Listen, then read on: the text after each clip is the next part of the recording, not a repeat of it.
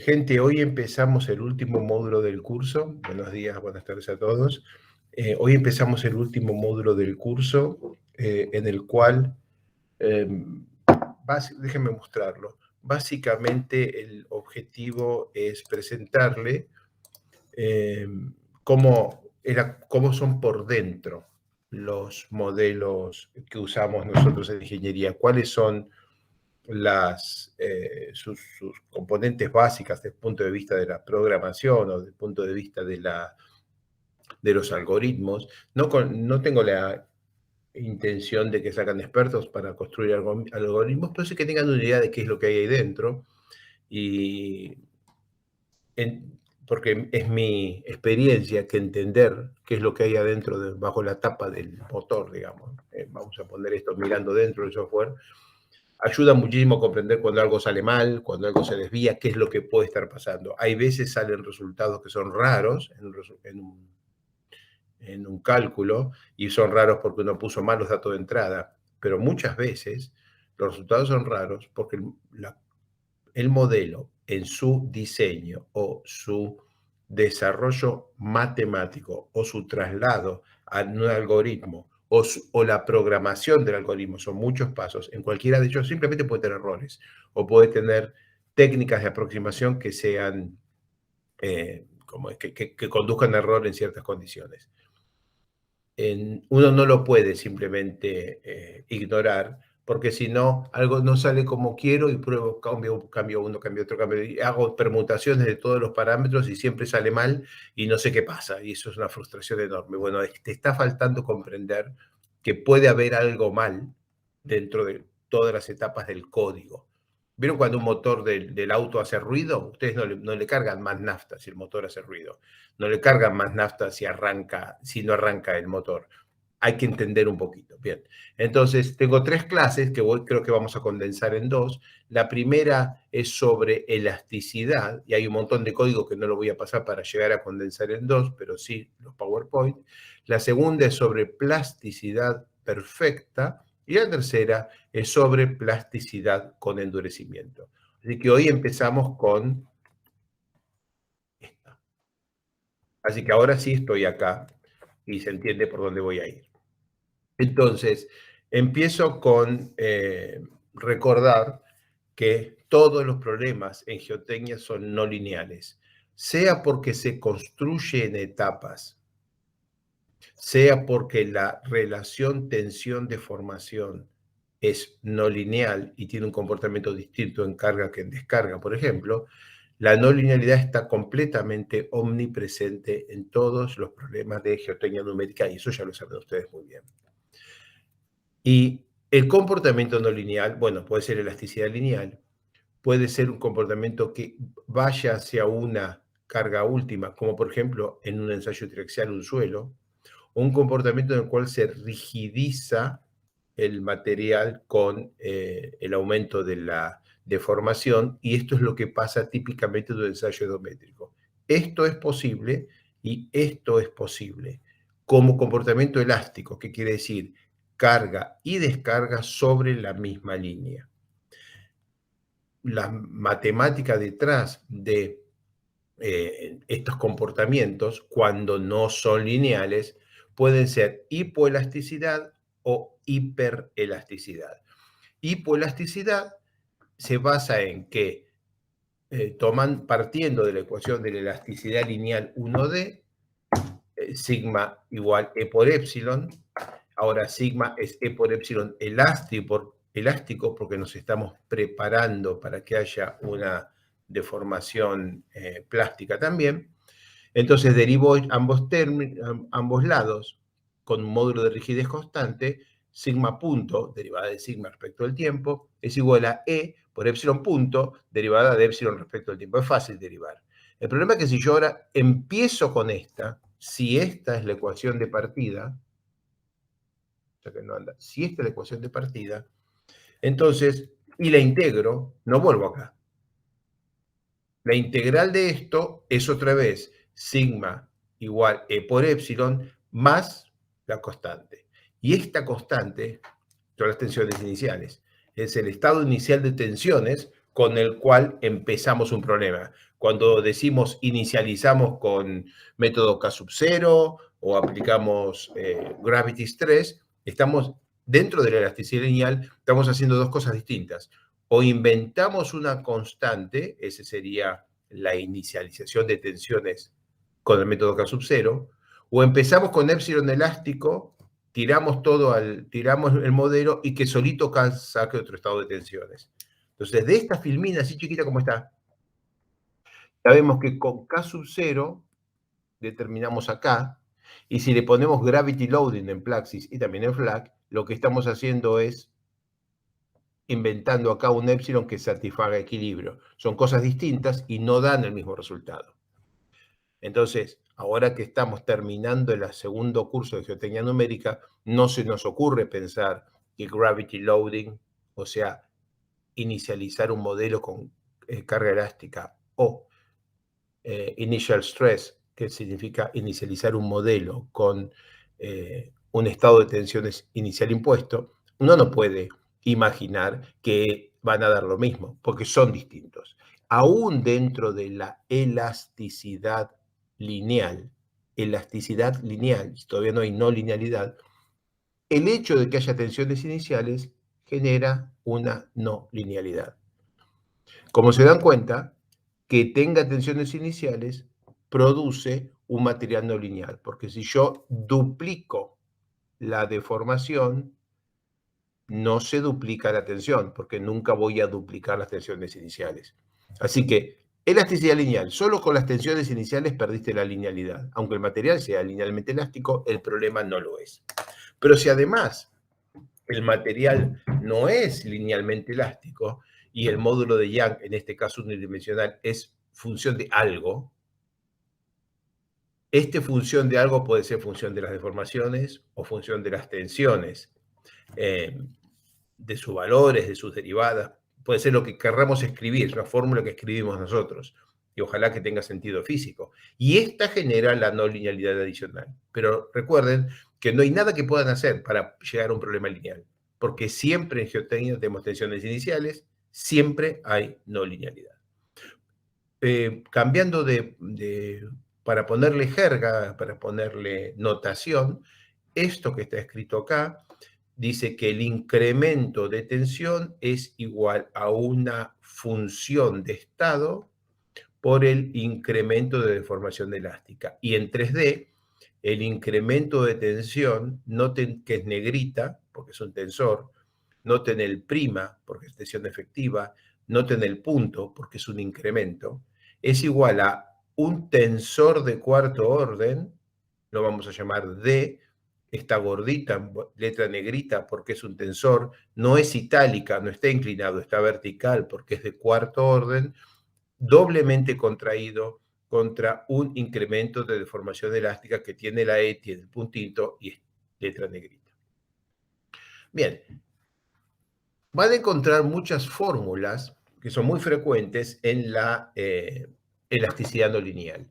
Todas estas ustedes las conocen y las han visto. Esta es, por ejemplo, la del Camp-Clay, en donde estas cosas de color verde son funciones de estado con constantes pintadas de color rojo y variables independientes, las variables de estado que están en color azul. Aquí no hay nada nuevo y fíjense que acá no hay ninguna letra negrita porque acá no hay ningún tensor. Estamos solamente determinando el módulo de corte como función de la presión y relación de vacíos y así. Entonces, ahora vamos al problema numérico. Si yo digo que la presión es igual a la rigidez que depende de la presión por la deformación volumétrica elástica, estoy haciendo un modelo elástico no lineal que en realidad es hiperelástico no lineal. Donde no lineal quiere decir que esta cosa no va a dar una recta y elástico deformación positiva y después una negativa y el resultado final es cero, acaba un cero y la presión va a ser cero. Esta fórmula es la que produce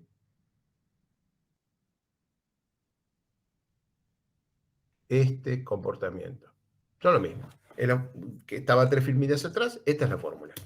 Bien, Y esta fórmula ahora la necesitamos convertir en un algoritmo. Y ese algoritmo, o sea, tenemos que lograr que la computadora tome esta fórmula, que está en este momento en un PowerPoint, y pase a calcularla. Entonces, voy a empezar en un cierto estado convergido, le voy a hacer un incremento de deformación elástica y voy a calcular el estado actualizado como el convergido más, más la rigidez por el incremento de deformación elástica. Y esta rigidez, ¿dónde la evalúo? Esto, ¿dónde lo evalúo? ¿Cómo resolvamos esto? Resolvemos de manera eficiente, que tengamos consistencia, convergencia. Entonces, empecemos por la solución analítica. Voy para atrás. Esta ecuación ya se la integra a la mano y la integral nos dice que la presión en el estado actualizado es igual a la rigidez en el estado actualizado por la deformación en el estado actualizado. Hacer la integral y te da todo esto.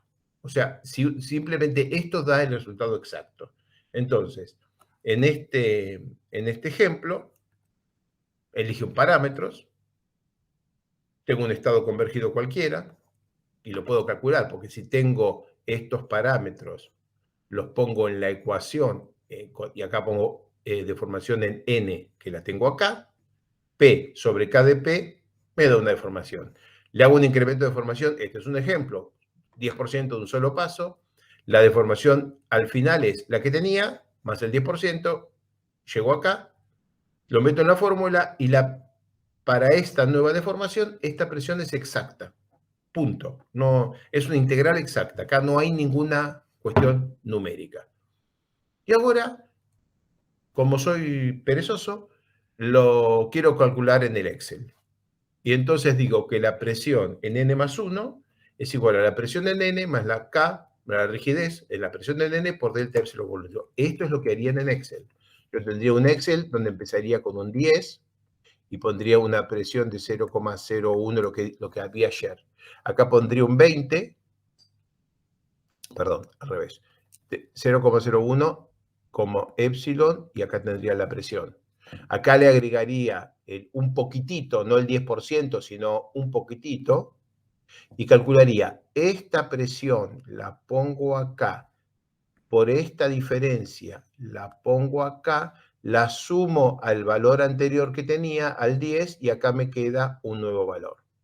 Y después, este valor que pasa a ser este, le agrego un poquitito más acá, calculo la presión en este valor y me da este nuevo valor. Esto es lo que haríamos todos en un Excel. O sea, hacemos la fórmula en el primer renglón y copiamos para abajo. Bien. La primera presión es la 0 más K en peso euro por el epsilon volumétrico, da 73. 10 pasos, 156, les hago acordar, necesitamos llegar a 536. 100 pasos y voy por 171. 1000 pasos, voy por 173. No nos estamos ni acercando. Esto no es culpa del Excel. Este algoritmo está mal escrito. Les recuerdo lo que es un algoritmo explícito bien escrito. La presión es igual a la rigidez evaluada en la presión actualizada por la deformación volumétrica actualizada.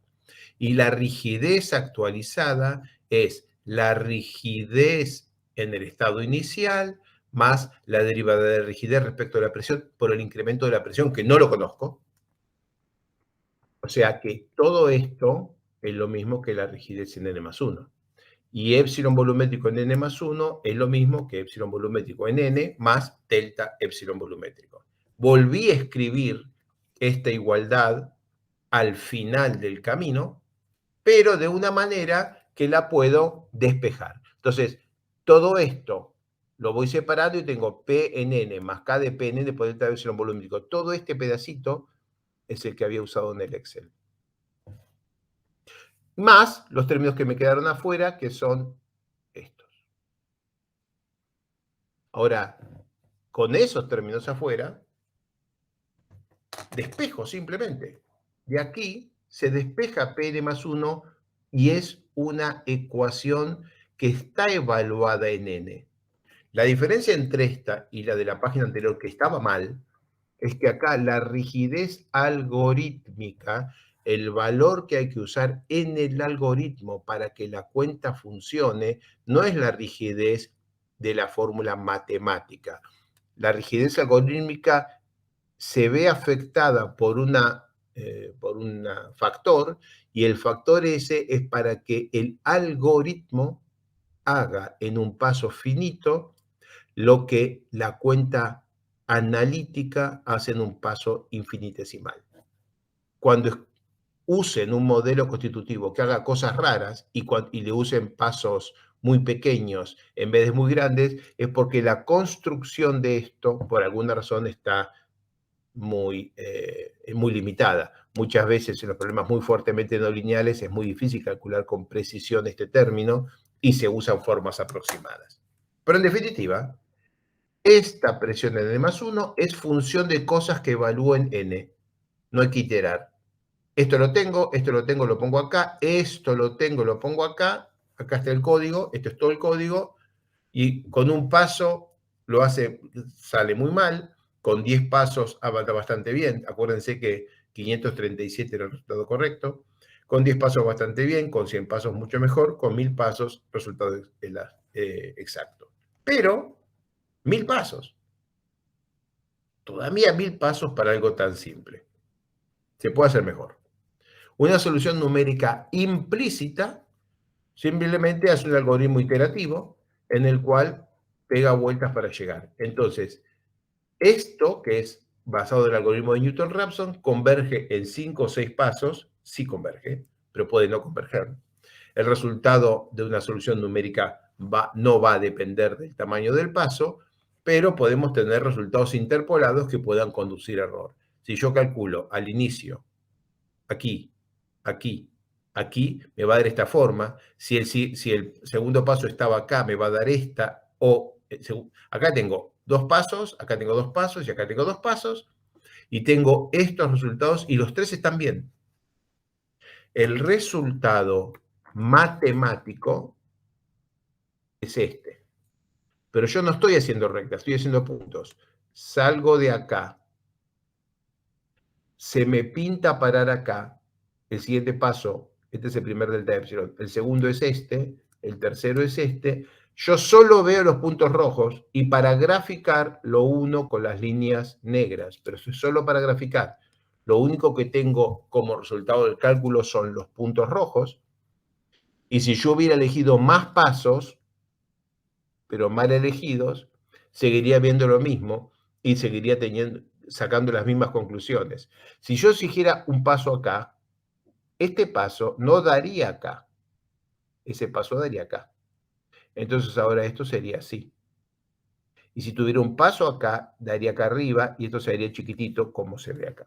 Entonces muchas veces la cantidad de pasos nos pueden resolver un problema nuestro, un error de interpretación de resultados. Entonces, como resumen de esto, si hacemos pasitos, esta es la ecuación y da mal. Si lo hacemos explícito, esta es la ecuación y da bien, pero muchos pasos. Lo podríamos hacer en punto medio y sería así. Si lo hacemos implícito, esta es la ecuación y acá están los resultados. Si tenemos solución analítica, la usamos. Si tenemos algo implícito, es en un paso, pero varias iteraciones, pero pueden no converger. Y esto es explícito y estos son los pasitos. Voy a recordarles ahora el método de Newton-Raphson, que es el método básico para hacer un paso implícito.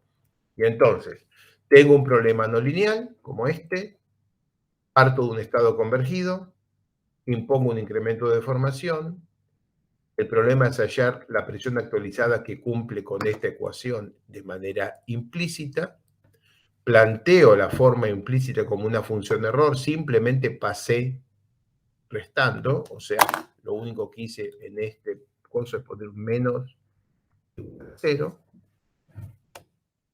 Aplico el teorema de Taylor y digo que la presión en I+1 es la presión en I más la derivada de la función implícita en I+1 es la función implícita en I más su derivada por el incremento de la incógnita, y de ahí despejo el incremento de la incógnita en un paso. Y el punto de esto es que con este pequeño incremento actualizo la presión en esta etapa I pasa I más 1, esto se vuelve a evaluar, esto pasa I más 2 y así pegamos hasta convergemos. Entonces, acá tenemos el ejemplo en el cual este es el código, exactamente lo que acabo de decir, y si empiezo con tengo que llegar a 537. Si empiezo con una presión de 500 como punto de partida, en 2 pasos llego. Si empiezo con 300, en 3 pasos llego. Si empiezo con 150, en 4 pasos llego. Si empiezo con 135, en 5 pasos llego. Si empiezo con 134, disparate. Diverge y se va a cualquier lado. El problema de Newton-Raphson es que funciona cuando el punto de partida no está muy lejos del punto de llegada, en la mayoría de los problemas no lineales. Entonces, una técnica consiste, por ejemplo, en agregar bisección. Bisección significaría que yo estoy en un estado inicial y sé que el resultado final no va a ser mayor que 10 a la 99, ni va a ser menor que 0. Entonces, elijo unos bordes que son bien lejos y me aseguro que el producto de la función entre este y este, evaluada acá, multiplicada por evaluada acá, da menor que 0, que quiere decir que la función cambia de signo dentro, que quiere decir que entre los dos hay un 0. Resuelvo Newton-Raphson y si cae fuera de los topes, ignoro el resultado y adopto el promedio de los topes. Y en función de esto, corrijo los topes. Entonces, eso es lo que hay que hacer. Simplemente estos puntos. Elijo esto y elijo esto. Resuelvo por Newton-Raphson. Si cae adentro lo acepto, si cae afuera lo tiro y tomo un promedio de estos dos. Me gustaría que alguno dejara de escucharme y lo escribiera. Asumiendo que no lo van a hacer, vamos a hacerlo en código. Elijo dos topes, menos 10 a la 6 y menos 10 a la menos 6. Ridículamente lejos, no me interesa. Resuelvo Newton-Raphson y de Pn voy al primer valor. Si cae dentro, soy feliz. Pero si cayera afuera, lo descarto y calculo el promedio de estos dos. En este caso elegí hacer el promedio geométrico, la menos raíz de Pmin por Pmax. Ahí está el promedio geométrico. Este punto sin duda está dentro, pero seguro es malo, porque es esta función de dos cosas que no tienen nada que ver con mi problema. Pero y ahora evalúo la función acá, y si me da mayor que 0, corro el tope este. Y si me da menor que 0, corro el tope ese, y ahora sé que la solución correcta está entre este que no se movió y este que sabíamos que iba a ser malo, pero ya lo que era 10 a la 6 pasa a ser, qué sé yo, 10 a la 2. Y le saqué 4 ceros al rango de error. Esto es muy robusto. Simplemente yo puedo empezar con menos 10 o con menos 100.000, que en 4 o 5 iteraciones llego al resultado correcto. Es muy robusto y simplemente funciona. Y es un ejemplo de lo que podrías encontrar cuando un programa te pregunta por tolerancias, valor máximo admisible, valor mínimo no sé cuánto. Uno cree que está preguntando valor máximo admisible según una norma. No, te está preguntando cuál es tu borde derecho o izquierdo para tu solución. Puede pasarte, te vas a encontrar software que te haga esas preguntas y uno no sabe para qué. Voy para atrás. Es para esto, es para ponerle topes a algunas evaluaciones de funciones. Otro método mucho mejor es la búsqueda lineal, en la cual partimos del modelo de Newton-Raphson original y le agregamos un factor de damping, de amortiguamiento. Entonces, en vez de actualizar la incógnita con todo el valor del incremento calculado por Newton-Raphson, se elige un valor de alfa, que es el factor de reducción de búsqueda lineal, que es menor que 1. Así escrito en una variable parece poco significativo, pero esto es interesante porque cuando uno resuelve un problema de muchas variables, esta derivada de pasa a ser un jacobiano grande. Entonces, esto es un producto que nos da un vector.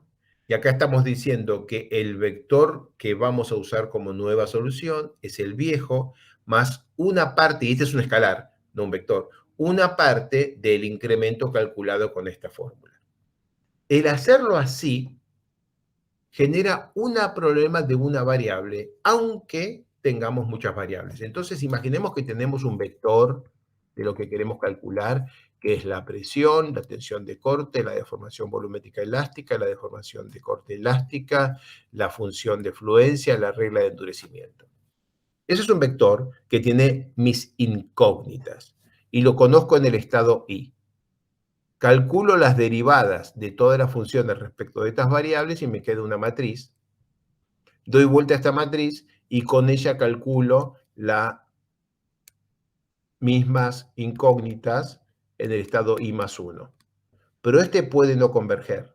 Entonces, la diferencia entre I más 1 y I, el incremento, este incremento no lo aplico completo, sino que lo reduzco por un número. Este es un número, 0,7, no es un vector. Aunque esto tenga 100 elementos y esto tenga 100 elementos, ahora solo estoy iterando en un número, es una iteración en una variable que es muy eficaz.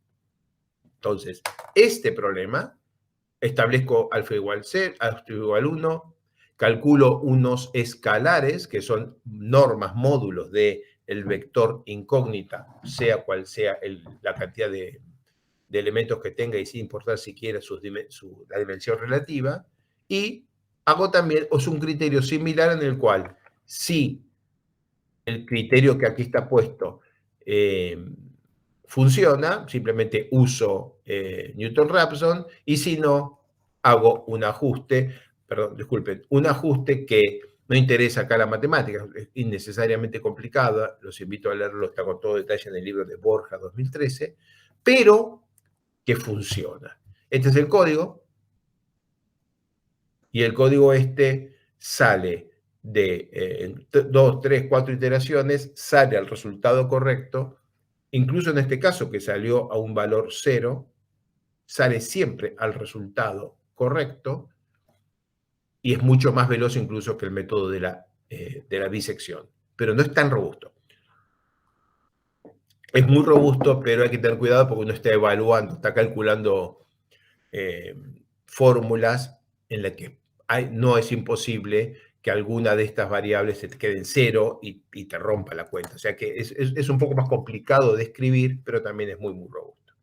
Esta fue la última filmina de lo que sería un repaso, porque todos deberían saberlo, de cómo se hace una actualización de cálculo numérico básica en un problema de una o varias variables.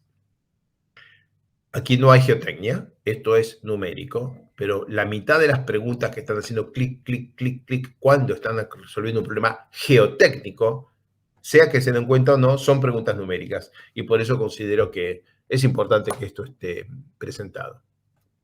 Termino este módulo, me voy a pasar al siguiente, no sé si hay consultas.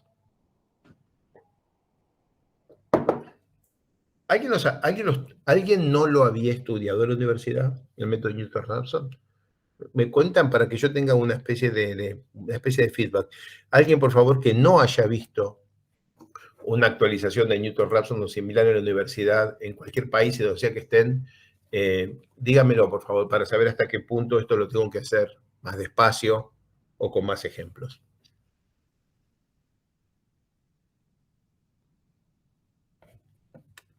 Yo no me acuerdo, Alejo, honestamente.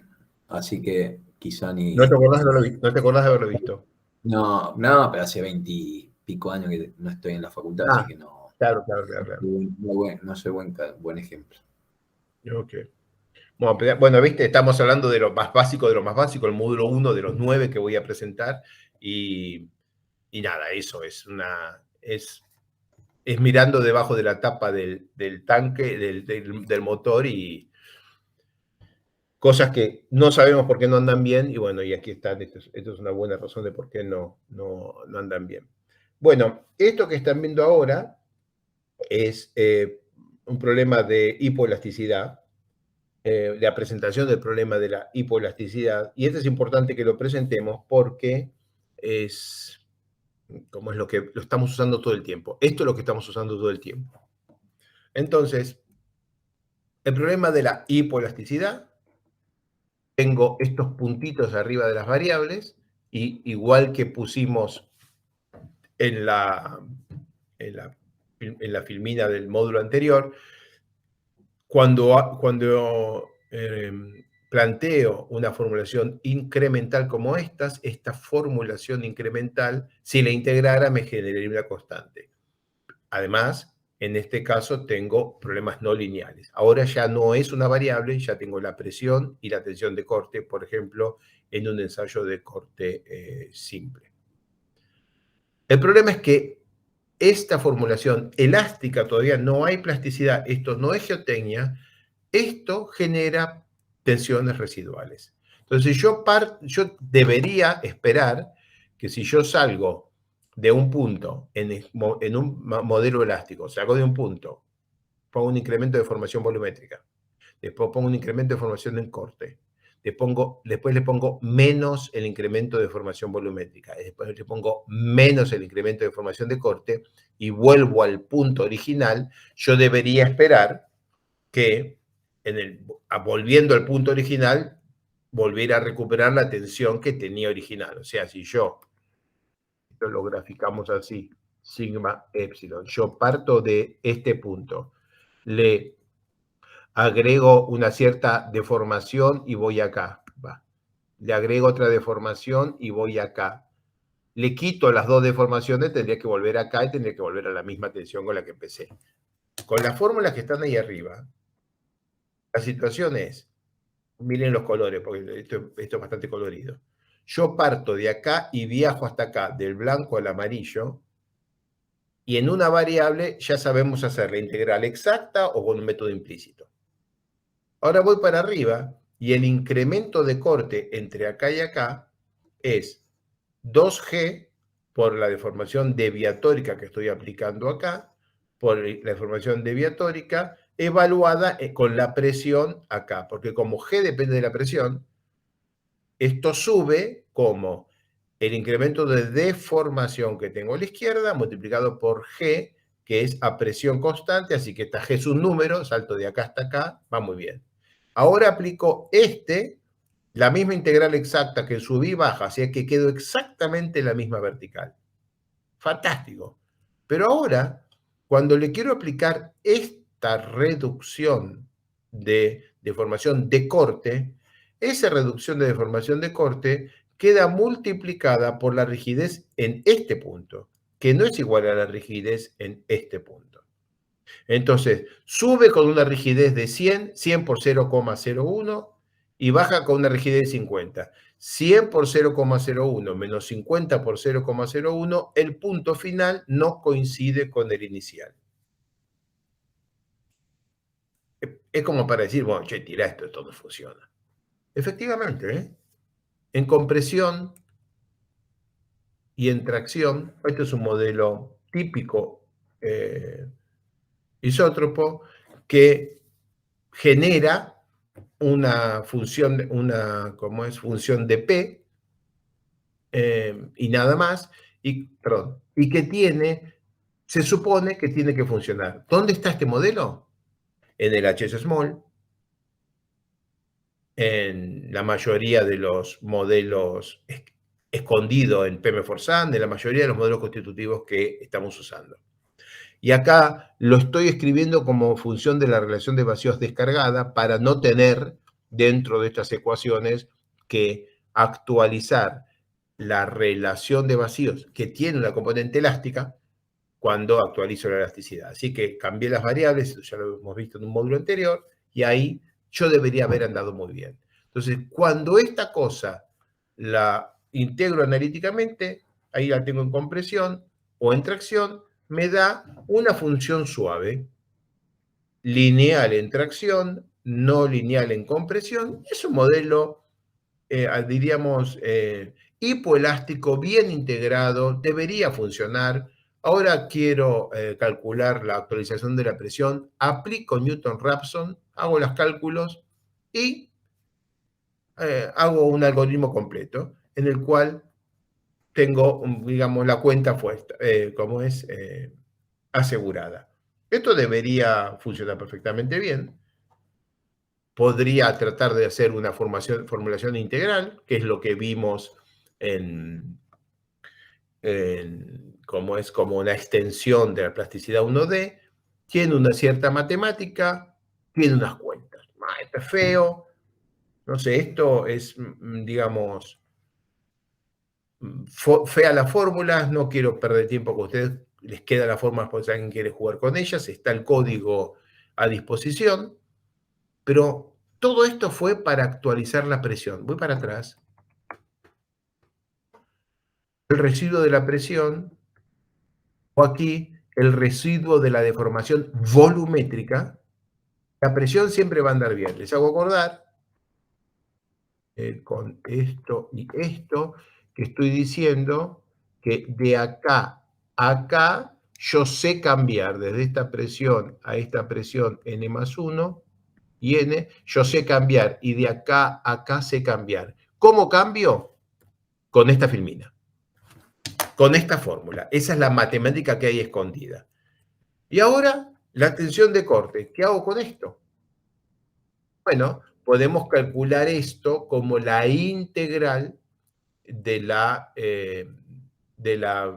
rigidez al corte del paso. Podríamos hacer eso para trayectorias que vayan en diagonal o cosas por el estilo, y simplemente no funciona. Uno puede tomar el valor medio del paso, hacer la integral con un error, pero esto no resuelve el problema. Lo único que logramos con este tipo de cosas es que el problema básico de la hipoelasticidad, que genera tensiones residuales para deformaciones elásticas en ciclo cerrado, ese problema es un poco menos grave, un poquito menos grave si, como es, si usamos un algoritmo como este. Entonces, ahí lo tienen como ecuación. Estas son las fórmulas, nadie quiere vivirlas. Ahí está todo escrito, el código está a disposición y funciona, pero no funciona perfecto. Miren esto.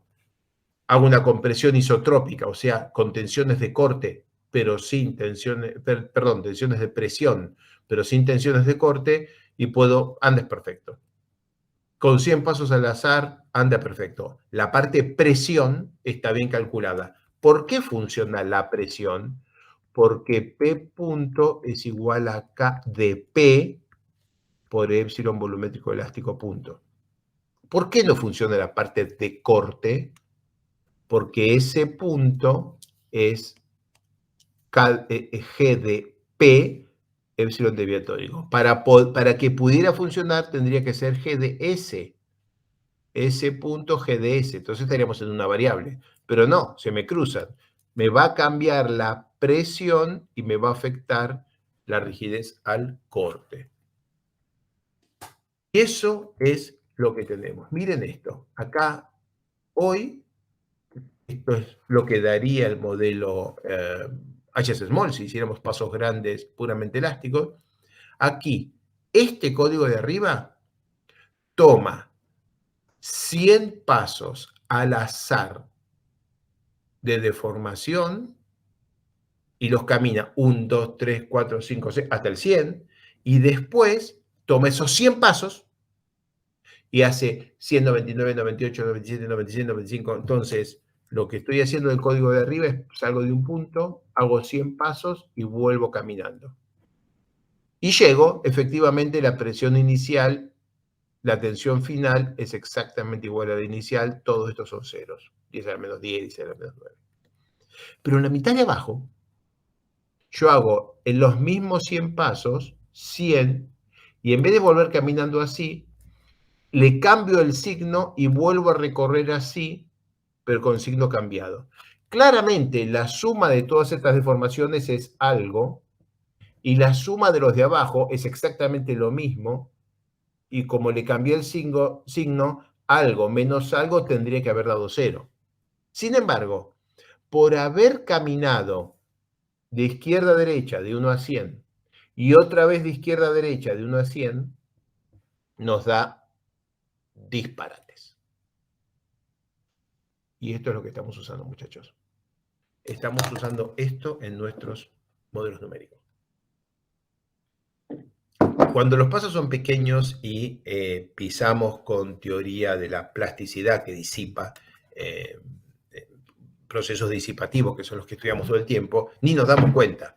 Pero desde el punto de vista formal, desde el punto de vista de lo que estamos haciendo, digamos, de lo que es la implementación de nuestros modelos, cuando ustedes escuchen que el modelo es hipoelástico, bueno, están sabiendo que adentro, abajo de la tapa del motor, está escondido el animal que acabo de describir. Además de lamentarlo, ¿hay consultas o hay comentarios?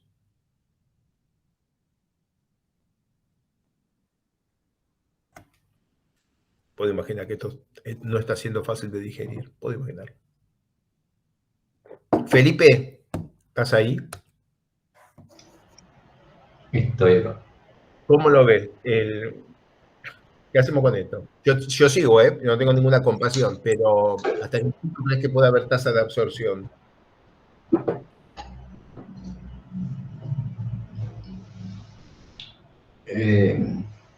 Lo que creo, o sea, son conceptos avanzados o diferentes y complicados para que se entiendan. No sé si darlo más lento necesariamente implica que te van a entender mejor. Sí, no, te entiendo. Mucho del objetivo es que les quede la grabación y que cuando no les esté corriendo algo, lo tengan como referencia, ¿no? Que les quede el tema. Sí, Por eso, con eso en mente, yo creo que seguir adelante, por más que no se absorba en este momento, sigue siendo conveniente y queda una especie de cultura del problema. ¿Alguna otra persona, alguna otra opinión?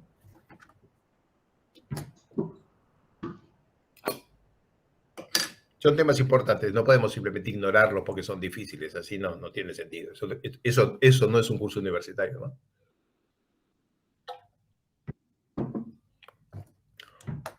Bueno. Por chat, Daniel dice que concuerda con lo que dije yo. Ok. Bueno, muchachos, sigo. Vamos a hacer un modelo hiperelástico. Entonces, les presenté los modelos hipoelásticos con el problema que tienen. Dejan tensiones residuales para ciclos cerrados que deberían dejar tensión cero. Y ahora voy a un modelo hiperelástico. La hiperelasticidad, recordemos, está basada en definir una función potencial de energía de deformación. Es una función escalar, de manera que la tensión es la derivada de la función escalar respecto a la de deformación o una energía de deformación complementaria. Básicamente, una función que me da esta área o una función que me da esta área. Como aquí estamos haciendo la deformación total, ven que acá no hay un punto y acá no hay un punto, es épsilon y no épsilon punto. Esto nos garantiza conservación de energía de la manera más trivial. Cada vez que yo pase por un épsilon elástico que sea 10 de compresión y 0,01 de corte, voy a meter eso acá abajo y esto va a ser una simple función y me va a dar siempre el mismo resultado. Entonces yo puedo aumentar 10 a 20, después a 30. Si después algún día vuelve a 10, va a volver al mismo resultado, pero simplemente por definición. O sea, aquí no hay magia. Entonces, hipoelasticidad, funciones incrementales, ya sabemos el problema. Hiperelasticidad, funciones independientes de la trayectoria, de manera que el resultado de aquí depende exclusivamente de donde estoy y siempre va a ser el camino, pero no como función de un delta, como función de dónde está. No es esto más esto, es evaluar esto en el estado final. Lo vamos a ver con detalle ahora. Entonces, en hipoelasticidad ya sabemos el problema y en hiperelasticidad, por ejemplo, en Camp-Clay, ya sabemos la solución. ¿Por qué Camp-Clay es hiperelasticidad? ¿Por qué lo hizo? Déjenme para atrás y traten de ver el secreto. ¿Qué hay acá? que es hipoelasticidad. Aquí, que no hay aquí. ¿Cuál es la diferencia? Bueno, la diferencia por la cual hay que comprenderlo a Scofield y Roth y a Roscoe en el año 62 es que aceptaron que la rigidez volumétrica es función de la presión, Camp-Clay, pero adoptaron rigidez al corte constante. 1958, 1962. Ninguno de nosotros había nacido. Cuando adoptaron rigidez al corte constante para una rigidez volumétrica que dependía de la presión, G constante, resolvieron el problema, porque esto sube con una G y baja con la misma G. Entonces, claro, cierra el ciclo. Al costo intolerable de tener un modelo constitutivo de suelos con rigidez que no depende de la presión. Atroz. Pero ese es el Camp-Clay. En el Camp-Clay la rigidez no depende de la presión y no puede depender porque si no perdemos la hiperelasticidad. El Camp-Clay es un modelo de hiperelástico con plasticidad con endurecimiento isotrópico perfectamente escrito. Tiene un montón de limitaciones, por supuesto, pero no son limitaciones constitutivas o limitaciones de la teoría que tiene debajo, de mecánica del continuo, simplemente está perfectamente escrito y las limitaciones son, bueno, reproduce lo que reproduce y el resto no lo puede reproducir. Bien, vayamos a un modelo de hiperelasticidad dependiente de la presión en lo cual la rigidez pueda no ser constante. Entonces, adoptamos una función escalar en la cual la rigidez al corte depende de la presión, y esta es la función. Escribo esa función, simplemente. S, este número, es solamente la relación entre K y G para cuando no hay tensión de corte, o sea, al inicio, y eso simplemente es una cosa así como 3, 1, menos 2 nu sobre 2, 1 más nu, una constante. Entonces ahora tengo M, que es una constante, una función G de P la puedo elegir, y después la presión y la tensión de corte, esta es la ecuación. Con esto, solo necesito definir una función que sea la rigidez al corte, e imaginemos la más simple de todas, que es esta. Vamos a ver cómo funciona.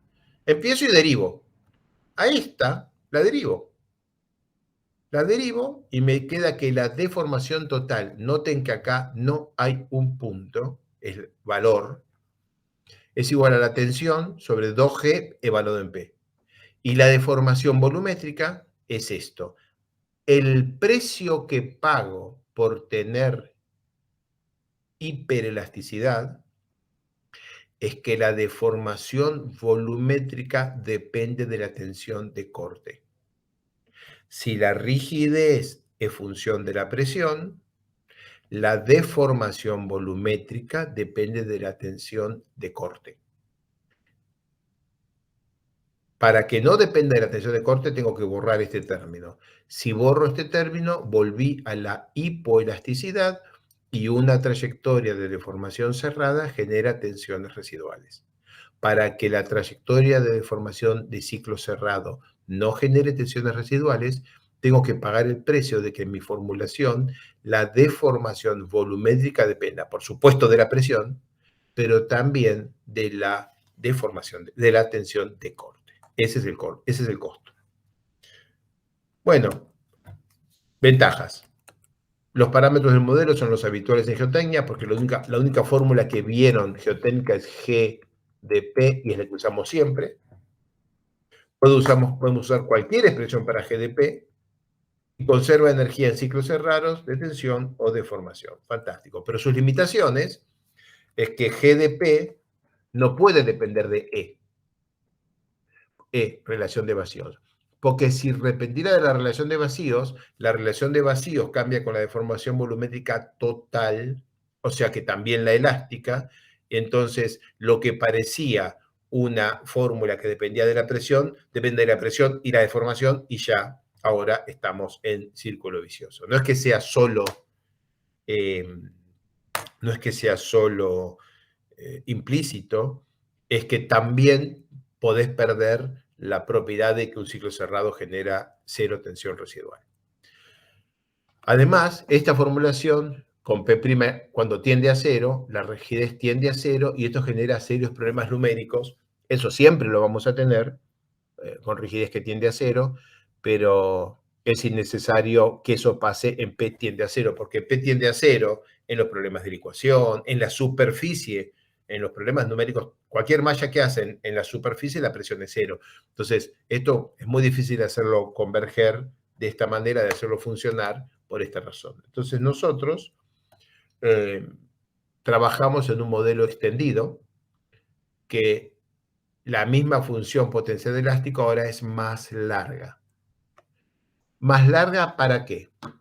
Para que no dependa solo, para que la función de la presión no salga de una presión 0, sino de un punto distinto de 0 en la zona de tracción que nos permita que P igual 0 no genere un problema. Y agregando aquí un término complementario, y este término complementario es para que la deformación, la energía potencial en 0 sea 0. Entonces, derivando esto, nos da esto. La derivada de la deformación elástica deviatórica es esta fórmula, tensión de corte, rigidez al corte. La deformación elástica volumétrica es una forma larga, pero simplemente ya está deducida, se evalúa, y usamos, déjeme para atrás, usamos aquí, en vez de P, podemos volver a usar P y E, relación de vacíos, pero hay que usar la relación de vacíos en estado descargado. O sea, la relación de vacíos, el incremento de formación volumétrica es E punto sobre 1 más E, quiere decir que la deformación volumétrica es esta fórmula, quiere decir que si yo tengo escrita, si yo tengo como dato de entrada la deformación volumétrica, puedo calcular la relación de vacíos que tendría el material si le sacara todas las tensiones. Y es esta es la fórmula. Con esta fórmula calculo la relación de vacíos del material descargado. Tengo el material bajo presión, tensiones de corte y con una cierta relación de vacíos. Si yo lo descargara, ¿qué relación de vacíos tendría? Bueno, le remuevo la compresión elástica y esta es la fórmula. Si agrego plasticidad, simplemente en la deducción de la cuenta me permite separar la componente total de la plástica, que es la que corresponde al estado descargado, y puedo ver que esta variable de estado, relación de vacíos del material descargado, solamente se actualiza con la deformación volumétrica plástica, pero no elástica. Así que en un modelo hiperelástico, esta relación de vacíos del material descargado es constante. Entonces puedo tener una función g de P o puedo usar g de P, E0, sabiendo que esta si cambia en un modelo más complejo, va a cambiar debido a plasticidad, consolidación, que reduce la relación de vacíos, corte y dilatancia, que la aumenta, pero la relación de vacíos no cambia, esa relación de vacíos del material descargado, no cambia con la deformación elástica y conservo la hiperelasticidad. A un costo, pero es un costo que se puede pagar.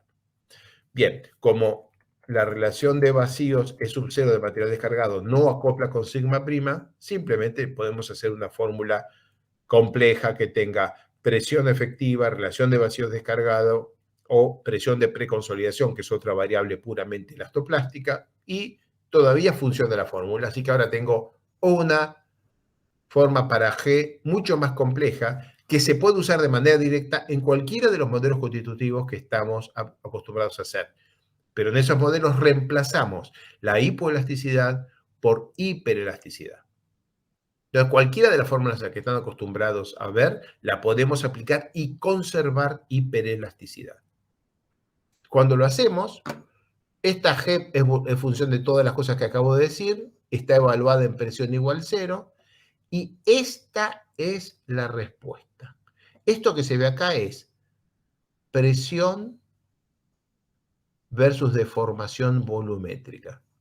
Y para una presión de 0, voy a tener cuando la presión es 0, puedo tener deformaciones volumétricas diferentes en función de cuánto es la tensión de corte. Porque la deformación volumétrica depende de la presión, pero también de la tensión de corte. Aunque esto sea, ¿cómo es? Antiintuitivo, y lo es, y no es a lo que estamos acostumbrados, desde el punto de vista de la mecánica del continuo simplemente está bien. O sea, no hay nada mal en esto. La consecuencia de usar Molenkamp o cualquier otro modelo de hiperelasticidad es un acoplamiento entre las deformaciones volumétricas y las tensiones de corte. Fíjense que dije deformación volumétrica, tensión de corte. Significa necesariamente un coeficiente de Poisson variable y genera un punto de acumulación, que quiere decir que por más que uno genere deformaciones de tracción gigantescas, la tensión nunca va a pasar de la presión de tracción, nunca va a pasar de lo que hayamos establecido como un límite, con lo que toda esta zona es inaccesible desde el punto de vista de combinación de presión y deformación volumétrica. Esa zona es inaccesible para el modelo. Y no está mal, o sea, si te pregunto cuánto es la rigidez al corte de una arena que está sometida a tracción, me decía 0. Bueno, y si es menos 100, menos 200, menos 300, me diría 0, no puedo ponerle esa tracción a una arena. Bien, este es un modelo elástico, sin plasticidad, que ya te genera esa zona imposible. El algoritmo de actualización es bien plomo, se los dejo solamente para que sepan, vean cómo se integra. Entonces, parto de un estado convergido, hago un incremento de deformación, calculo la deformación elástica al fin del paso, la deformación, no tengo la tensión todavía, esta es la deformación elástica, y esta de corte, y esta es la deformación elástica volumétrica, y como esta es constante, como esto y esto son conocidos, porque esto es conocido, porque es convergido, y esto está impuesto acá, entonces estos dos números los tengo. Y ahora la pregunta es calcular esta S, que es esta, y esta P, que está acá y está acá adentro, para que satisfaga esta igualdad. Entonces, en la deformación volumétrica reemplazo la S y me quedo de ecuación larga, pero toda en P. Voy para atrás. Acá tengo S y P, pero acá tengo la S. Así que esto simplemente paso multiplicando, reemplazo la S y me queda aquí la G al cuadrado. Tengo una incógnita, ya saben lo que se hace cuando tiene una incógnita, bisección o un algoritmo de line search, y resolvemos. Esto es el código que vimos la vez pasada, los mismos pasos para subir, y ahora para bajar rompo todo, la hipoelasticidad. Esto es hiperelasticidad. 100 pasos para arriba y para abajo, 0. Completamente al random, 0. El resultado inicial y el resultado final son el mismo, independientemente de por dónde habrá pasado por el medio. No interesa. Y esto no depende de la trayectoria. La hiperelasticidad resuelve directamente el problema de la hipoelasticidad. Entonces, la tensión no depende de la trayectoria de formación, ida y vuelta, vamos viajando de ida. Fíjense la presión que se mueve en la zona de tracción y en la zona de compresión, 100 pasos al azar, ida y vuelta por el mismo caminito, va bien. Y ida y vuelta por otro caminito, da igual de bien. Acá fuimos por un caminito y volvimos por otro y llegamos al mismo resultado. Simplemente funciona. Ahora, ¿qué consecuencia tiene esto para, digamos, los modelos? Bueno, la consecuencia es que hay que meter esto en formulaciones elastoplásticas en las cuales el acoplamiento entre deformación volumétrica y tensión de corte genera complicaciones numéricas. Pero Lo hemos hecho, acá está el operador elástico, la cuenta, se los ahorro, y esto que espero que esté rodando. ¿Rodando? No. Clic. Esto fue una implementación en Plaxis, la hizo Mauro hace ya muchos años. Ahí está cargándose una base, bien, con una carga muy importante, y después se termina descargando y vuelve exactamente a la condición inicial. Exactamente a la condición inicial, no parecido, con 8 decimales. ¿Vale la pena? Definitivamente. ¿Complica los modelos elastoplásticos? Sí los complica y hace que sea más difícil hacerlos converger, pero vale la pena. Cuando estamos construyendo algo que queremos que funcione siempre, este tipo de formulaciones hiperelásticas, el primero, el Camp Clay, acuérdense, en 1960, 1962, los artículos, 1968 el libro, y estos modelos, hay varios modelos hiperelásticos disponibles que se pueden implementar. La extensión que acaban de ver no está publicada, nosotros nos molestamos en publicarla, pero eso simplemente funciona. Se puede incorporar a cualquier modelo constitutivo de lo que hemos estado usando a lo largo de estos cursos. ¿Consultas o comentarios?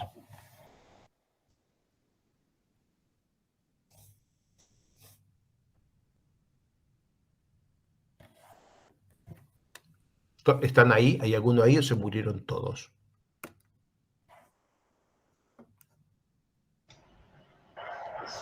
Sí, sí, estamos. Ok. Acá estamos. O sea que no tengo manera de saberlo más que preguntárselos de esa manera. Bueno, Alejo, sí, escucho. tengo una consulta. ¿Conoces de algún modelo comúnmente usado que tenga hiperelasticidad? No, no. Bueno, Camp Clay, pero digamos, creo que no cuenta, ¿no? Claro. Ahora, para nosotros, en mi tesis está, para nosotros es un problema, no es un problema difícil. Realmente, es un problema solamente de sentarnos y trabajarlo, pero le podríamos incorporar a las cosas que hacemos, le podríamos hacer simplemente switchar el hipoelástico por hiperelástico y ya hay que itere. Funciona, ¿eh? Funciona simplemente. Y lo que acabas de ver con el operador elástico también calculado, está ahí, lo tenemos compilado, ¿no? Simplemente está. Por esa razón yo ando en el grupo internamente, yo ando diciendo, muchachos, estas cosas hay que repasarlas y hay que discutirlas. Pero bueno, ya engancharemos a los más jóvenes para que lo hagan, te lo prometo.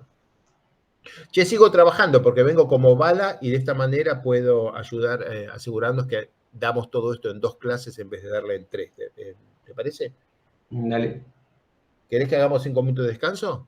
creo que vendría bien 5 minutos. Dale, bárbaro. 5 minutos, muchachos, disfrútenlos.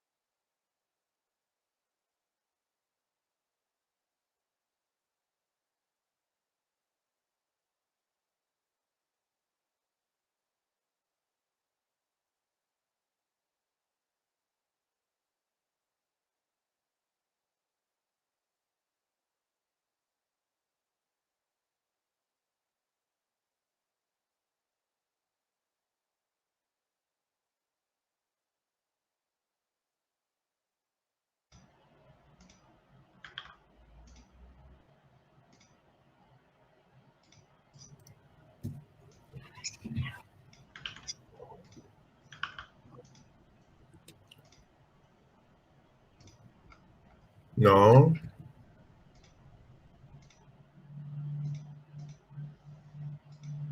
Ya.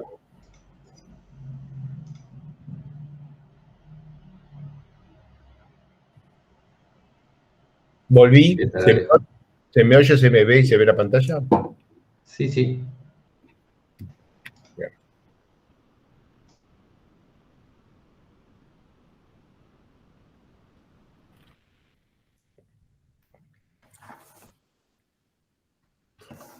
Bien.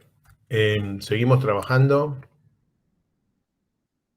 Vamos a pasar a plasticidad perfecta. El modelo que vamos a usar es el más simple de todos, es el modelo de plasticidad perfecta de von Mises, y vamos a usarlo para integrarlo ¿cómo es? En un estado de tensiones, para un estado de tensiones general, no en una variable. Entonces, vamos. Algoritmo de integración para plasticidad perfecta, de manera esquemática, es: intentamos dar un paso elástico, tengo una función de influencia, tengo una tensión inicial, le doy un cambio de tensión, ¡paf!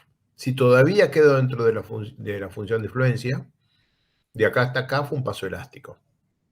Por ejemplo, tengo una tensión de 100, le hago un cambio de tensión, voy a 200, pero si la influencia solo empieza con 300, entonces ese cambio de 100 a 200 fue elástico. Perfecto. ¿Qué estoy diciendo? Yo sé que la función de influencia me tendría que dar esto, estoy acá, voy acá, fue elástico, y si descargo vuelvo al original. Estoy acá, elástico, y si descargo vuelvo al original. Ahora, si cuando doy el paso, la tensión que calculo en un punto, asumo que va a ser elástico, incremento la deformación, voy acá afuera y me voy, entonces va a haber plasticidad. Y si va a haber plasticidad, tengo que volver a la función de influencia de alguna manera. Por eso se habla de algoritmos de integración o algoritmos de retorno. En este ejemplo, aquí tengo que dibujarlo más chiquitito porque tengo la pantalla muy llena, yo estoy acá, que podría representar acá, hago el primer paso asumiendo que va a ser elástico. Asumo que va a ser elástico y me voy de viaje. Y como me fui de viaje y estoy acá afuera, tengo que volver a la superficie de influencia. Vuelvo y termino acá. Eso es lo que está dibujado en los redondelitos en 2D, y acá es fácil de dibujarlo porque es 1D, pero estoy trabajando en 2D o en 3D. Entonces necesito un dominio cerrado que forma una superficie convexa que se llama función de influencia, y si los incrementos que asumo elásticos se confirman elásticos, estoy bien, y si no se confirma elástico porque se viola la función de influencia, necesito una corrección elastoplástica. Entonces, esto es el algoritmo, esto es el resultado. Vamos a ver qué hace, por qué es tan simple, tan chico y funciona. Bien. Asumo un comportamiento elástico. Entonces, parto de un estado convergido que conozco, le pongo un incremento de formación. En este caso es 1D, ¿no? Si pasa lo simple. Parto de un estado convergido y le pongo un incremento de formación. Y ahora pruebo una tensión de prueba, el trial stress, es estado convergido más rigidez por el incremento de deformación total. Esto en realidad se divide en elástico y plástico, pero si asumo que el comportamiento es elástico, este incremento de deformación es elástico. Entonces me queda una tensión. Si la función de influencia para esta tensión y con esta tensión de influencia, si la función de influencia me da menor que 0, entonces efectivamente este salto fue elástico y no hay deformación plástica. Pero si la función de influencia me da mayor que 0, esto es el otro caso, entonces tengo que volver, y el incremento de deformación plástica es aquel que me vuelve a traer a la función de influencia. Vamos a hacerlo mucho mejor que esto, ¿no? Pero esto que están viendo acá genera esto. Lo podría explicar en 8 filminas, pero no quiero. Quiero que lo escriban si tienen ganas y saquen este resultado ustedes mismos. Esto es todo el código Python, Fortran, matemática, MATLAB, lo que quieran. Eso es todo el código, de las cuales la mitad de las líneas son comentarios. O sea, son 6 líneas de código. Si es que alguien tiene ganas de escribirlo, lo pueden hacer en el celular. Bien, vamos ahora a ir a 2D, porque esto es 1D. 2D. Parto de un estado convergido, es este. Impongo un incremento de deformación y asumiendo comportamiento elástico, un incremento de tensión. Este es el cambio de tensión. Con la nueva tensión calculo la función de fluencia. La función que determina este círculo colorado, evaluada acá, ¿da mayor o menor que 0? Les recuerdo que la función da menor que 0, la función implícita da menor que 0, dentro de la superficie da 0 en la superficie de fluencia y da mayor que 0 por fuera. Entonces, evaluada acá afuera, en esta flechita, me da mayor que 0. Si el salto hubiera sido así y lo hubiéramos evaluado acá, nos habría dado menor que 0. Si la función da mayor que 0, que es lo que nos pasa acá, entonces hay que resolver este problema de 5 ecuaciones con 5 incógnitas. Miren, porque la tensión de prueba, la función de fluencia en la tensión de prueba dio mayor que 0, va a haber deformación plástica. Entonces, el dato que tengo, deformación total, lo tengo que dividir en 2 números que no conozco, deformación elástica y deformación plástica. Este número lo tengo, pero no sé cómo partirlo en 2. Y son vectores, o sea, son tensores, porque esto es general. Sé que la deformación plástica es igual a una constante por la dirección de deformación plástica dada por el potencial plástico. Otra ecuación. Esta y esta quedan atadas. Sé que la tensión tiene que cambiar con el operador elástico multiplicado por el incremento de deformación elástica, que es este. Y sé que la tensión final es la tensión inicial más el incremento de tensión, y esa tensión final puesta en la función de fluencia tiene que dar igual a 0. A ver. Voy a redondear los que son incógnitas. Esta y esta son incógnitas. Para esta tengo esta ecuación, pero esta ecuación depende de esta incógnita. Y esta incógnita viene de esta incógnita, que a su vez entra aquí y genera esta otra incógnita que entra acá. ¿Y este? ¿Me quedó suelto? No, es este. Ah, qué lindo. Es un sistema de 5 ecuaciones con 5 incógnitas y ya. Y hay que resolverlo. 5 ecuaciones con 5 incógnitas tensoriales, ¿no? Entonces, vamos a aplicarlo al modelo de von Mises. Esta es la función de fluencia del modelo de von Mises, que nos da un cilindro en el espacio de tensiones o una esfera en el espacio de tensiones de corte, deviatóricas. Es la misma ecuación. Y entonces, el algoritmo de retorno ahora es un poquitito más largo, pero muy poquito más largo. Y ahora, hasta ahora, no está escrito todo el algoritmo, es solamente para la pasta elástica. O sea, parto de un estado convergido, tensión de corte y presión. Impongo un incremento de deformación de corte y volumétrica. Calculo las tensiones de prueba asumiendo comportamiento elástico. Evalúo la función de fluencia.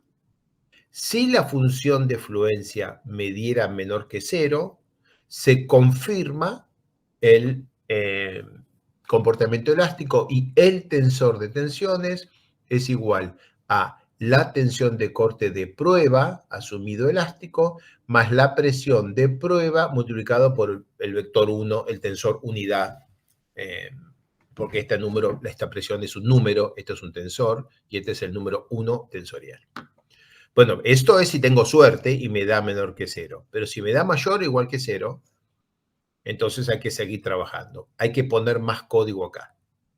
Y el código que vamos a poner es, tengo 6 ecuaciones y 6 incógnitas.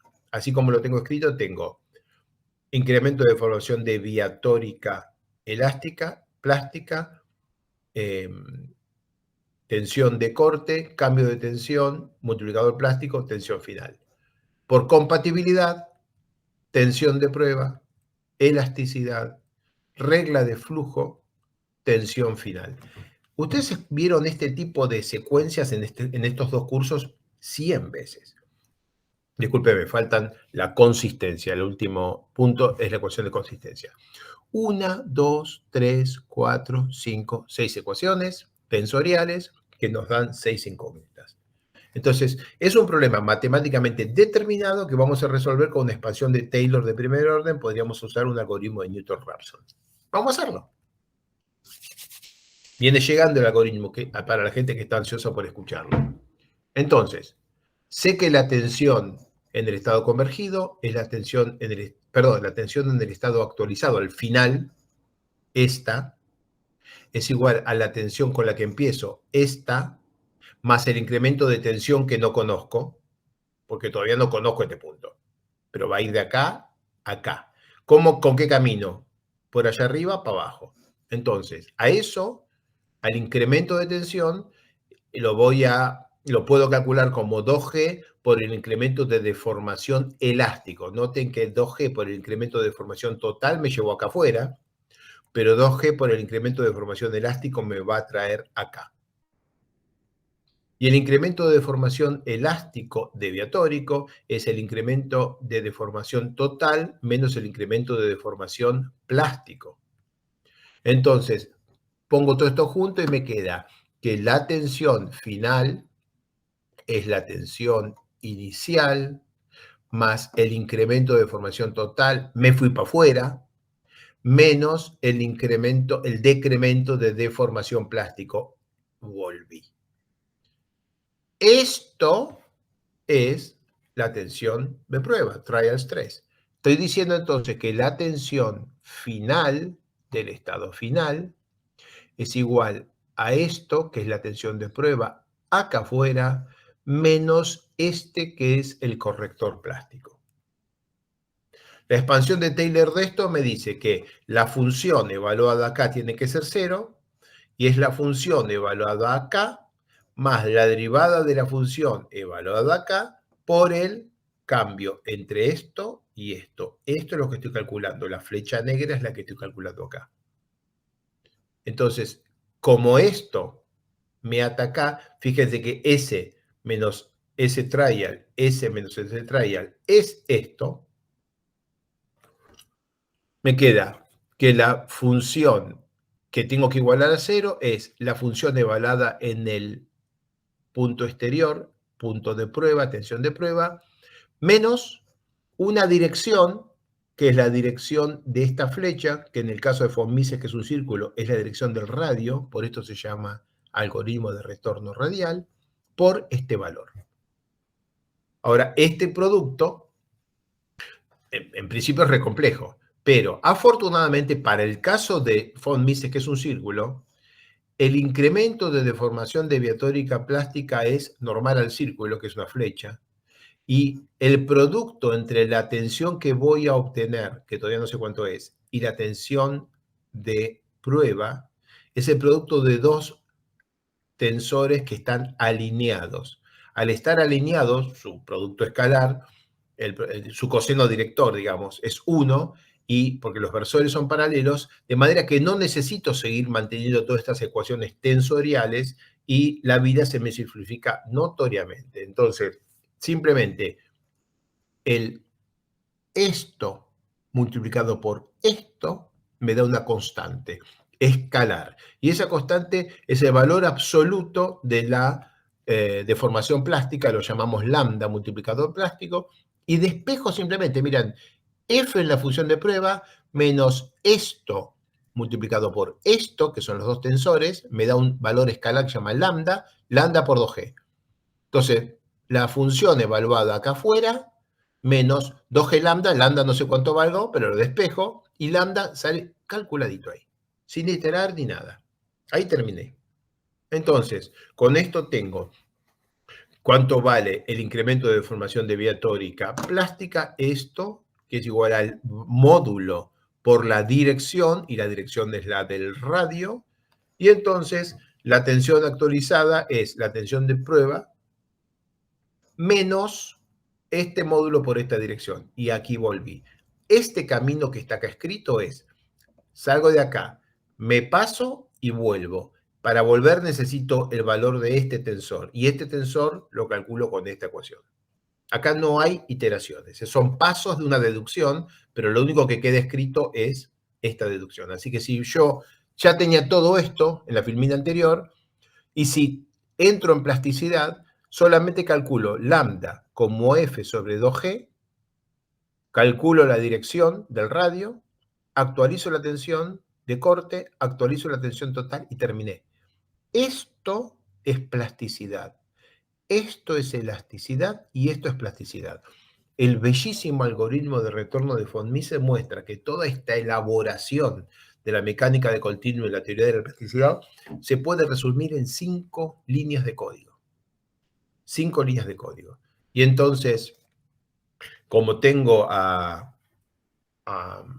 como es un algoritmo explícito, funciona perfectamente rápido, anda siempre bien, como la normal tiene módulo 1 para la función de von Mises, la dirección de retorno es radial, todo eso es tan simple, la solución es explícita, no hay que iterar, entonces el algoritmo es explícito y anda como bala. Entonces, por ejemplo, si yo salgo de un estado convergido y le doy 100 pasos grandes, para cualquier dirección en el random, me queda esa figurita. Si doy 1000 pasos grandes, me queda esa figurita. Y si doy 10.000 pasos grandes, me queda esa figurita. Son todos puntitos calculados sobre la superficie de una esfera en un instante y sin iterar. Me da los valores convergidos y con una cuenta, 2 productos y una resta, calculas el valor actualizado. Desafortunadamente, en los modelos de geotecnia la cosa es mucho más compleja porque no tenemos ni elasticidad constante ni plasticidad con una fórmula tan simple como una esfera, es un poco más complejo la fórmula de Moore-Coulomb y todos los demás, así que no tenemos la suerte de que funcione tan bien. Pero aquí está un ejemplo de lo que es la integración de un algoritmo de plasticidad perfecta. ¿Comentarios? ¿Consultas? Este es muy lindo, ¿eh? Este anda muy bien. Y si alguien tiene ganas, déjenme para atrás el código completo.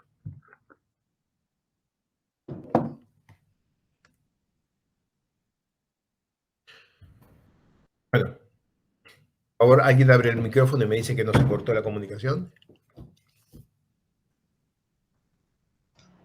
No se cortó la comunicación.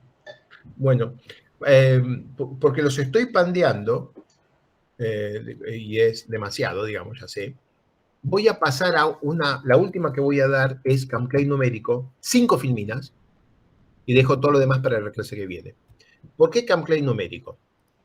Porque quiero llevar una voz de esperanza, digamos, con estas 5 filminas, de que el problema, aunque es complejo, no necesariamente tiene que ser complejo para ustedes, para nosotros. Está avanzando, acuérdense, la ingeniería numérica, las herramientas, y ustedes pueden encontrar que muchos de estos problemas o están resueltos o se resuelven de una manera muy simple. Vamos a usar el Camp-Clay, el modelo Camp-Clay como original, modificado, pero con rigidez constante, como ejemplo. Entonces, miren qué lindo esta fulmina. Esto, cuando mostré el modelo Camp-Clay hace ya muchas clases, escribí esta función. Acá lo único que hice fue poner todo junto en una única filmina, pero todo esto está en la clase Camp-Clay. La cinemática, dije entonces, es el incremento de deformación volumétrica de una parte elástica y la plástica, el incremento de deformación de corte de una parte elástica y una plástica. La relación tensión de deformación tiene una rigidez volumétrica esta, que es proporcional a la presión, la rigidez es proporcional a la presión, y tiene una rigidez al corte que es constante. En aquel momento no hablé de lograron hiperelasticidad esto y aquello, simplemente dije es constante. La relación de vacíos cambia con la deformación volumétrica total en el modelo Camp-Clay. La función de fluencia del modelo Camp-Clay es esta, Perdón, acá tengo escrita la función del Cancle original y acá tengo la Cancle modificado. Tengo que corregir la filmina. Esta es la dirección del modelo Cancle modificado. En la filmina del modelo Cancle modificado mostré que los incrementos de deformación volumétrica y de corte plástica son proporcionales a este vector. Este es el vector que nos da en condiciones triaxiales la dirección de deformación plástica, y eso se escribe así. Esto es el código. Lo que está en gris es el código de la fórmula, y la función de endurecimiento está acá y es esta. Y ahora, este es el algoritmo de actualización. Acá pegué una foto de la filmina que acabo de pasar chiquitita y vamos a convertirla ahora en el algoritmo. Leamos acá juntos. Estoy diciendo acá, al programa de matemática, pero vale para cualquier otro. Encontramos una solución en la que vos te rompés los cuernos y calculás la raíz de todo esto. La deformación, el incremento de deformación volumétrica total, doble signo igual, quiere decir, estoy buscando esta igualdad, es igual al incremento de deformación volumétrica elástica y el incremento de deformación volumétrica plástica. El incremento de deformación por corte es igual al incremento de deformación por corte elástica y plástica. Estas ecuaciones. Relación tensión-deformación. La presión final debe ser igual a la presión inicial más la rigidez evaluada de la presión final. Ven que acá no dice P sub 0, dice P. Y E, relación de vacío final, por el incremento de deformación volumétrica elástica. La tensión de corte final tiene que ser igual a la tensión de corte inicial más 3 por G, evaluado la presión final y la relación de vacío final por el incremento de deformación de corte elástica. Función de fluencia. La función de fluencia que tengo acá, lamentablemente me equivoqué acá y la dejé la original, la de Cancle original, pero la de Cancle modificado. La función de fluencia evaluada en la presión final, en la tensión de corte final, acá no hay ceros, y la presión de preconsolidación final, que todavía no está dibujada, no está escrita, la primera vez que aparece en este código, tiene que ser igual a 0. El incremento de deformación plástica tiene que ser igual a un multiplicador, lambda, pero no le puse el valor lambda porque lambda en el Cancle ya está gastado para otra cosa, un multiplicador plástico por la dirección de deformación volumétrica plástica, que es esta, y el incremento de deformación de corte plástica es el mismo multiplicador por la dirección de deformación de corte plástica, que es 2Q. Por último, la función de endurecimiento, que estaba en la filmina escrita así, la paso directamente y la escribo. Y dice que la presión de preconsolidación final que entra en esta ecuación es igual a la presión de preconsolidación de entrada, que es un dato de entrada, multiplicado por una ecuación que depende solamente de la relación de vacíos de entrada y del cambio de deformación volumétrica plástica únicamente. Eso es interesante. El cambio de la presión de preconsolidación solo depende de la deformación volumétrica plástica porque el modelo está bien escrito. Y por último, actualizo la relación de vacíos como la relación de vacío final es la relación de vacíos inicial más este término por la deformación volumétrica total, que es lo que está escrito acá. O sea, lo que está a la derecha es un código que escribe las mismas fórmulas y en el mismo orden de lo que está a la izquierda. Pero no está el desarrollo de cómo lo resuelvo. Simplemente le digo, rompete los cuernos y encontrame la raíz. Para que, asumiendo comportamiento elástico, tengo que poner valor semillas a una búsqueda de raíz. O sea, ¿con qué valor empiezo? Vamos a asumir comportamiento elástico, con la que la deformación volumétrica elástica, asumo que es la deformación volumétrica total, que es un dato de entrada. La deformación de corte elástica, asumo que es la deformación de corte total, que es un dato de entrada. El multiplicador plástico, que es el módulo de la deformación plástica, lo asumo en 0. La deformación volumétrica plástica la asumo en 0. La deformación de corte plástica la asumo en 0. La presión la asumo igual a la presión inicial. La tensión de corte a la tensión inicial o tensión convergida, la presión de preconsolidación inicial y convergida, y la relación de vacíos inicial y convergida. O sea, le estoy diciendo simplemente hacer un paso elástico para probar, pero cuando lo haga, no va a dar una raíz, o sea, no le va a dar todas estas ecuaciones, estas igualdades no le van a dar, y el tipo va a tener que ponerse a encontrar un set, un conjunto de incógnitas presión, tensión de corte, presión de preconsolidación, incremento de formación volumétrica elástica y plástica, cambio de relación de vacíos, todo eso para sacar un resultado. Entonces, por ejemplo, de ensayo triaxial no drenado, estos son los parámetros de entrada que le puse, y esa es lo que le pedí que haga, que itere, que lo hagan, qué sé yo, 100, voy a ir para atrás, en 100 pasitos, cada pasito con como es no drenado, no hay deformación volumétrica, una pequeña deformación de corte, que lo haga 100 veces, que use el código que acabo de escribir, que estaba en la filmina anterior, y saca este resultado. Nunca escribí un algoritmo que resuelva el problema. Simplemente abrí un corchete y le dije, rompete los cuernos y resolvelo. La realidad es que esto es lo que haces mientras estás desarrollando un modelo, lo haces con pasitos pequeñitos y todo esto, y aunque esto funciona, y acá está el PQ bien resuelto, y acá está la curva sigma epsilon bien resuelta, estas cosas muchas veces no son robustas. Fíjense el warning que sacó el software. El método de búsqueda lineal redujo el tamaño del paso dentro de la tolerancia especificada por Accuracy Goal y Precision Goal, que son dos del software.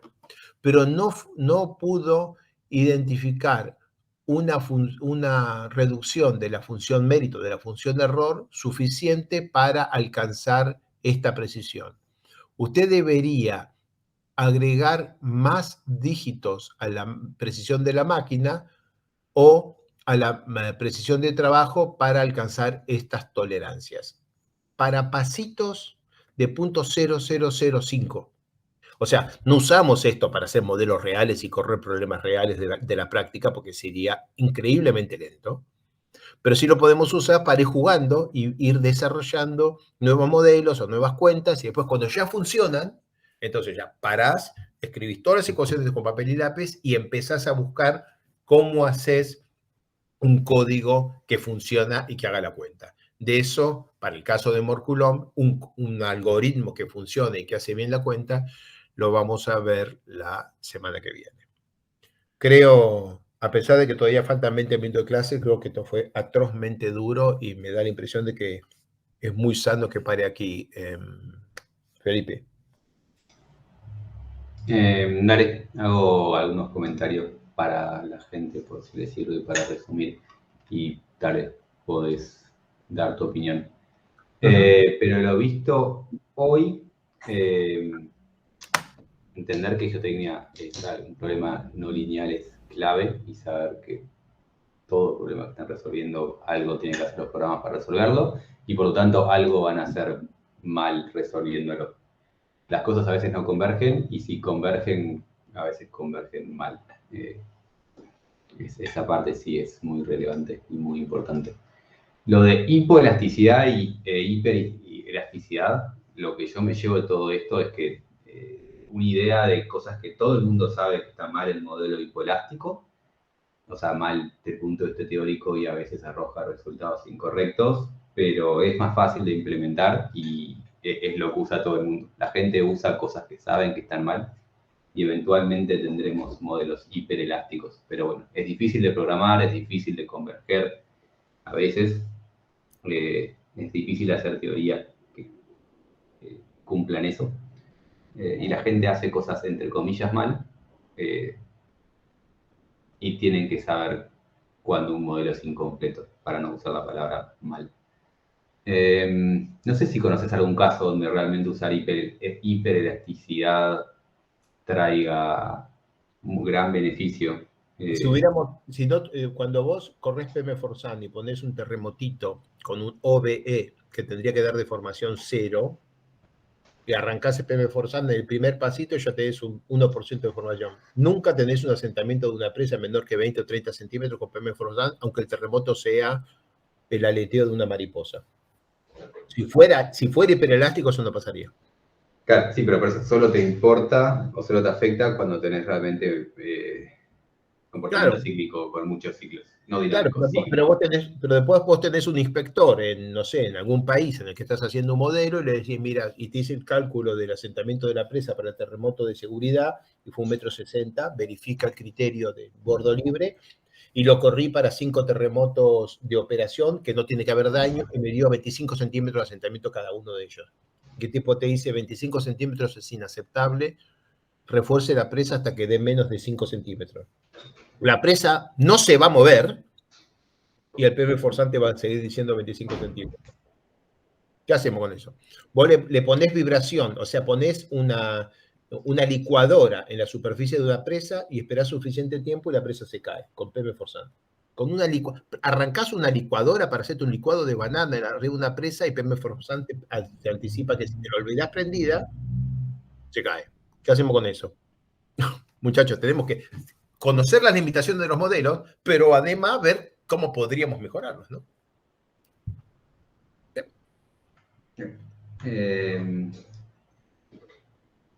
Pero bueno, ese es el estado actual de la industria, que seguimos usando esos modelos, lo que nos da esperanza de que vamos a tener cosas para aprender durante varios años más.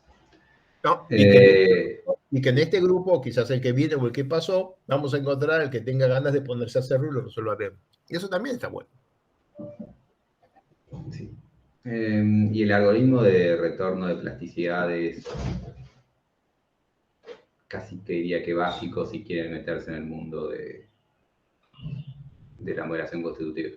Se asume elástico porque el programa nunca sabe cuándo plastifica.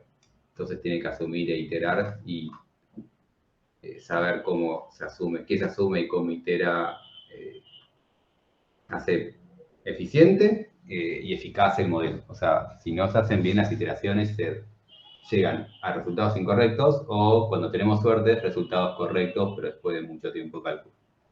Esto que mostró recién Alejo de le tiran el programa y resolver como puedas, es inutilizable en casos prácticos porque no podemos estar 5 días a que resuelva algo. Todavía.